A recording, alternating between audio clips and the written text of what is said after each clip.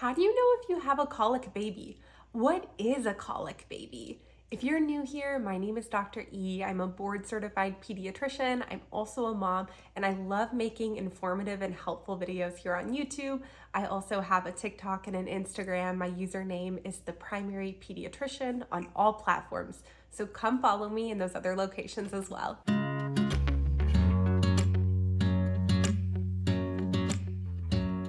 So I want to talk about colic today because it's something that I see all the time in my practice as a general outpatient pediatrician, and it's also a word that I hear all the time, whether it's talking to friends, family members, anybody with a new baby. Colic is an overused phrase, and I want to clear the air on what colic means. So before we talk about colic, I think it's important that we break down what is normal for a baby. When you're entering this chapter of parenthood, it's not uncommon to know that babies cry and babies are fussy. And these are all things that we should expect out of newborns. And so at what point is it abnormal? So the normal amount of crying for babies, and it's kind of funny that this is even, there's even a value and a number put on this, but normal crying for a newborn is about 2 hours per day and tends to peak around 6 weeks. A lot of times you'll hear pediatricians talk about babies are really sleepy in the beginning and they're not quite at their fussy normal self until 2 weeks old, and that can be very normal. So usually that crying kind of tends to increase over those first few weeks with a peak at 6 weeks. After 6 weeks, that normal newborn crying tends to get better, although never goes away, but does tend to get a little bit better. There are certain risk factors that makes babies more likely to be crying and more likely to be fussy. Some of these risk factors are babies who are SGA or small for gestational age.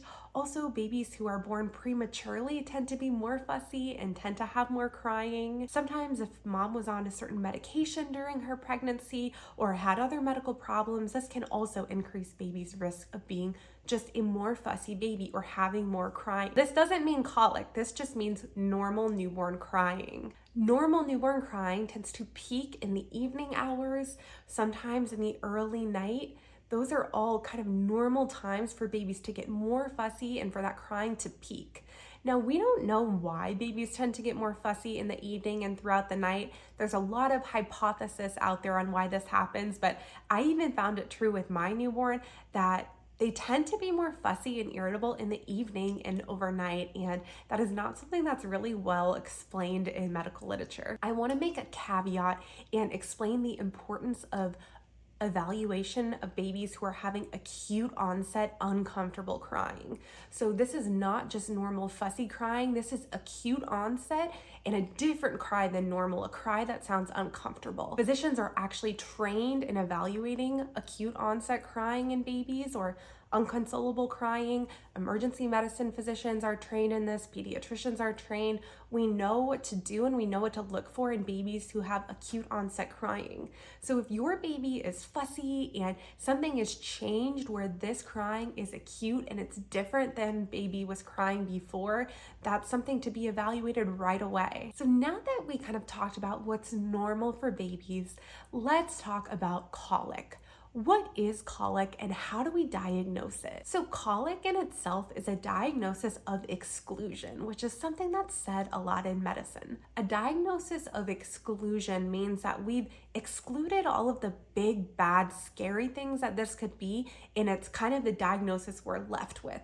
And sometimes diagnosis of exclusion are some of the hardest diagnoses to make because we have to go through a long process to really rule out other things. So once we decide that there's no acute cause of this baby's fussiness and crying, it's important to go down this colic pathway. So colic is usually diagnosed sometime between the 2nd and 3rd week of life. And with colic, there's a rule of 3s. Colic is a baby crying for at least 3 hours per day on 3 days per week for more than 3 weeks. So 3, 3, 3 the rule of threes. That's typically how we diagnose colic. Usually colic tends to resolve by the 3rd to 4th month of life. And the hard thing with colic is there are no specific risk factors for it. There's no gender preference, and there's no preference for premature babies or babies who are born late. The most important thing that we're taught as pediatricians when evaluating a baby for colic is making sure that parents have the support and resources that they need. One of the biggest risks with colic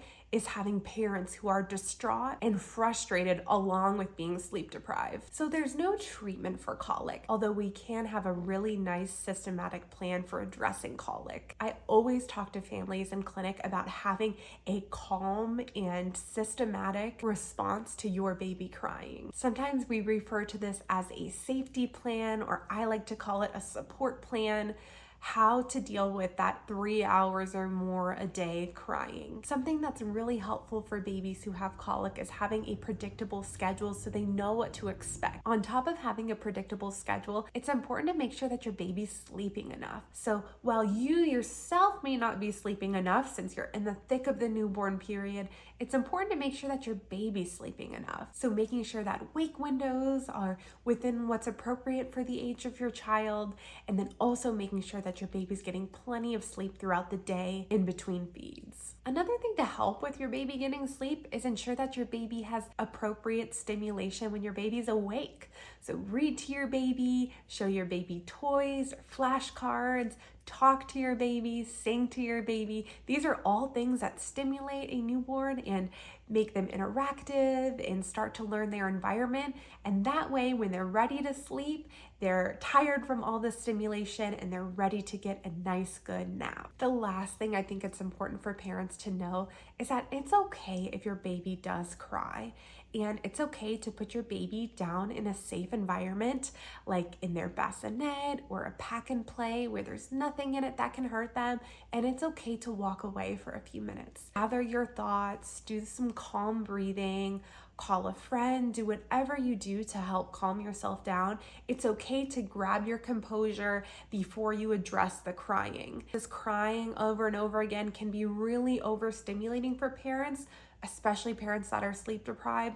So it's important that you prioritize your health and wellness before you can even begin to address your baby's health and wellness. While there's so many different aspects of colic, I tried to pick the most important things to talk about here. If you have a story about colic or you've ever had a colic baby, leave your experience in the comments below. Thank you so much for watching this video. Don't forget to subscribe to the channel, and I'll see you next week. Bye.